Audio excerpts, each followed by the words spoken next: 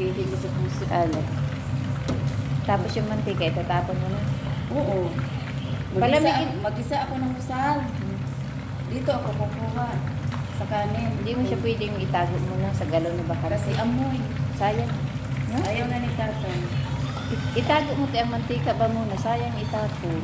May ano dyan, oh. Eh, kunin mo yung galon. Bakanting galon, oo. Nandoon, may empty Pag mali mo, pag may isda tayo, di yun na iprito. Malinaw pa, sayang. May ano doon, oh. Yung tinapon mo. Kaka-empty lang ba? Halos kalating galon yun eh. Pag may isda tayo, yan ang gamitin. Ah, nabasag. Ay, magsira. Hilaw pa siguro.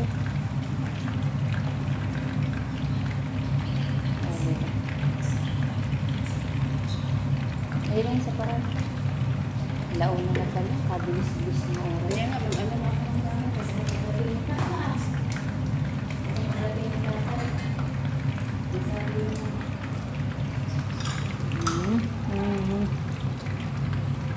Masyado na naman. Bisitahin ko nga itong akin. Ayun. Tapos, te, Isang kaldero. Sa taas ulit, eh. Tapos ito, ayun mo sa akin. Malaki. Pahingian mo kay mama. Isang kalderong ano? Ulo?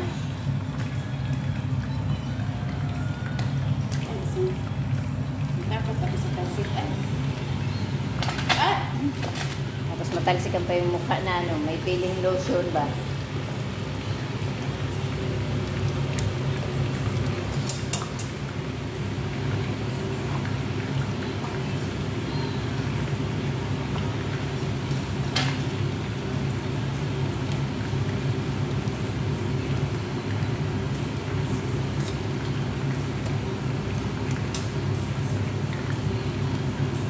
Ipapang mo lang ito sa ibabaw.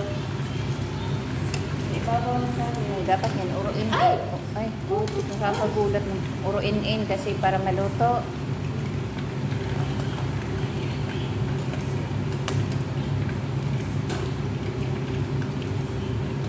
Tapos ka na dyan dito. Mas bugas ka na mantika na. Ipas. Iusog mo yung isa. Ha? Dito na, dito. Iusog mo nga dito. Banda, oh. Yan. Dami, no? Nilagyan mo kasi yan kasi may uling ba sa isa. Tapos ito, ilipat. Mag-booking ka, tapos dala-dala mo yung isa. Kain-kainin ba habang nag-walking? Bigat ko na nito. Eh nga, isang kaldero nga. Diba? Wow.